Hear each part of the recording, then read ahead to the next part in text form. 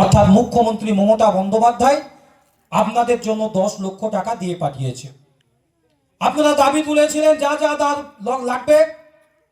কেউ বলেছিলেন মিনি দরকার, কেউ বলেছিলেন রাস্তা, কেউ বলেছিলেন ঘাট, কেউ বলেছিলেন লাইট। সেইগুলো একটা লিস্ট হয়েছিল। 10 লক্ষ টাকার কাজ চালু হয়েছে, আমি অলরেডি দেখতে পাচ্ছি একটি মিনি হয়েছে। নিশ্চয়ই আপনাদের এই বুথের আর যে সমস্ত পাড়াগুলো আছে সেগুলোতে কাজ চলছে। যেগুলো পেন্ডিং থাকবে, ধরুন 10 লক্ষ টাকা দিয়ে পাঠিয়েছে, দেখা যাচ্ছে আপনাদের গ্রামে 15 লক্ষ টাকার মতো কাজ আপনারা চেয়ে বসেছেন। তো সেগুলো এখন পেন্ডিং আছে। 10 লক্ষ টাকার কাজ ভোটের আগে এগুলো কমপ্লিট হবে। সাথে সাথে পঞ্চায়েতের কাজ চলছে, পঞ্চায়েত সমিতির কাজ চলছে, এবং দিকে দিকে দিকে দিকে আপনি যেদিকে যাবেন সেদিকে দেখতে পাবেন তৃণমূল কংগ্রেস অর্থাৎ মা মাটি মানুষের সরকারের আমলে কাজ চলছে। কিন্তু মুশকিলটা হচ্ছে এই 2011 আগে যখন মমতা বন্দ্যোপাধ্যায় আসেনি, তখন আমাদের গ্রাম, আমাদের অঞ্চল, আমাদের ব্লক, পার্শ্ববর্তী ব্লক, আমাদের জেলা, রাজ্য, তার অবস্থা কেমন ছিল আপনাদেরকে একটু চিন্তা ভাবনা করতে হবে।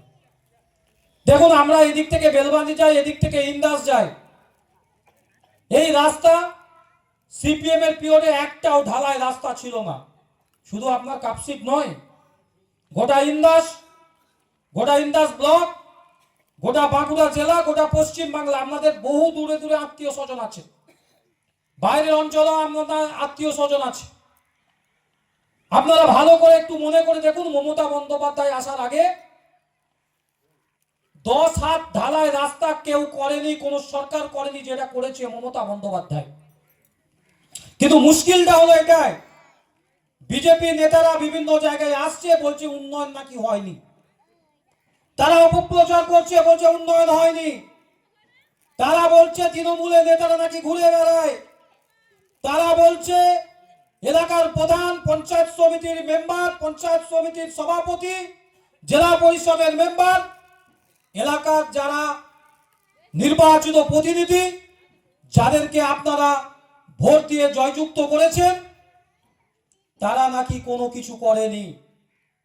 আপনাদেরকে উপলব্ধি করতে হবে, এই ঢালাই রাস্তা মমতা বন্দ্যোপাধ্যায় যদি পশ্চিম বাংলায় মুখ্যমন্ত্রী না হতো, আমাদের গ্রাম বাংলায় তৈরি হতো না। আমরা গ্রামের মানুষ, আমরা গ্রামে খেটে খাওয়া মানুষ।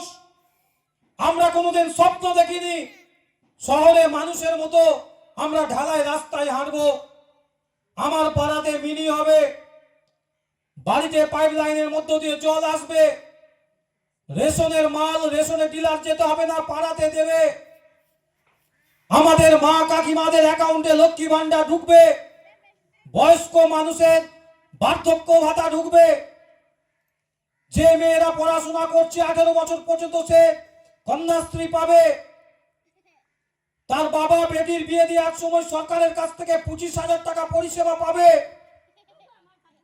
আমাদের ঘরে 102-এ ফোন করলে অ্যাম্বুলেন্স পরিষেবা দেবে। এই সব আমরা চিন্তা ভাবনা করতে পারতুম না যদি মমতা বন্দ্যোপাধ্যায় না আসতো। আজকে বলুন, এক সময় যখন কেউ অ্যাক্সিডেন্ট হয়েছে, হঠাৎ করে রোগে আক্রান্ত হয়ে গেছে,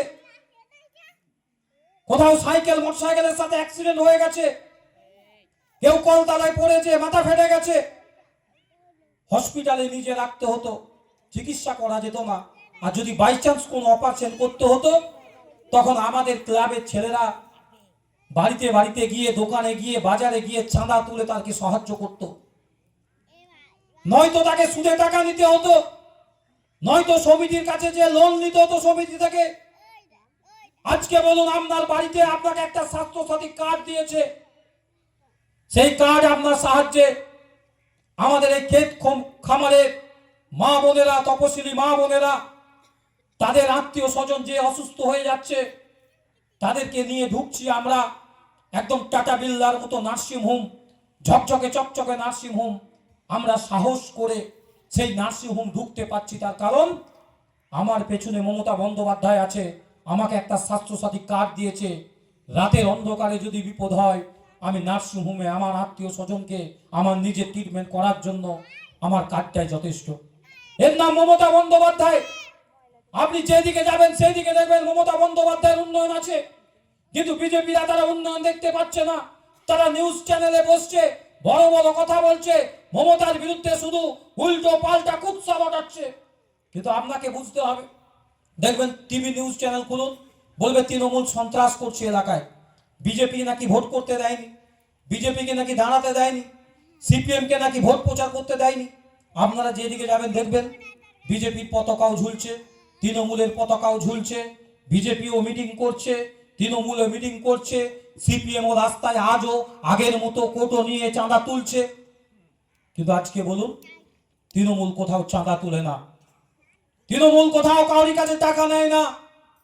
তাহলে একদিকে তাকে সন্ত্রাস বলছে, একদিকে চোর বলছে, কিন্তু আপনাকে উপলব্ধি করতে হবে আপনাকে কে সন্ত্রাসিত করেছে, আপনার কাছ থেকে কে টাকা নিয়েছে।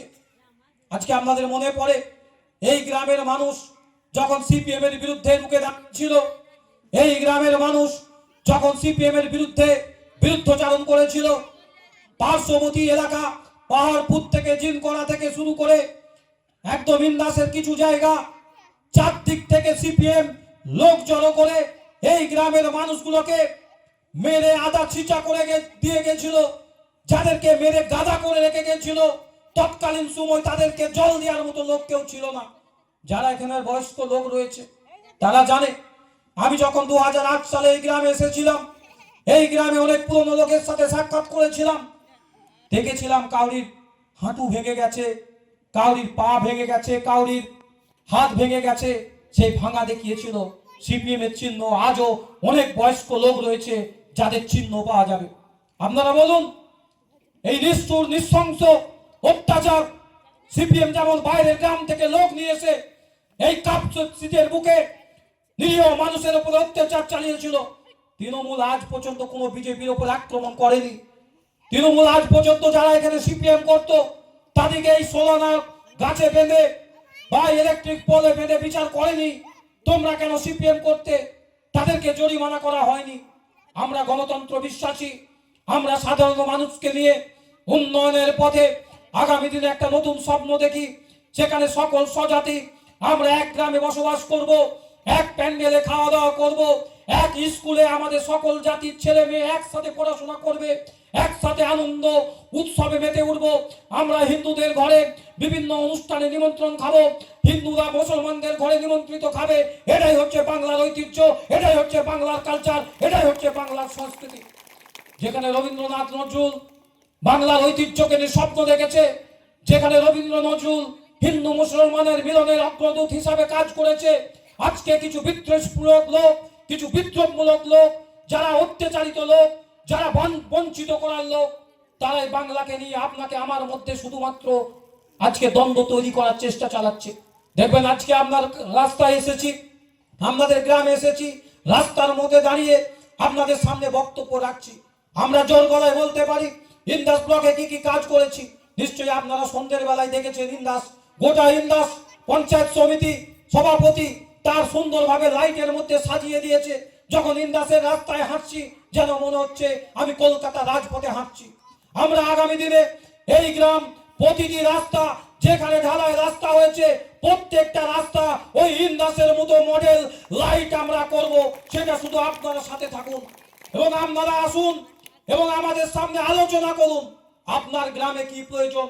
হ্যাঁ, একসাথে সমস্ত কাজ করা সম্ভব নয়, কিন্তু আপনাকে সময় দিতে হবে। আমরা যখন কাউরির বিয়ে বাড়িতে খেতে যাই, সেই ভদ্রলোক আমাদের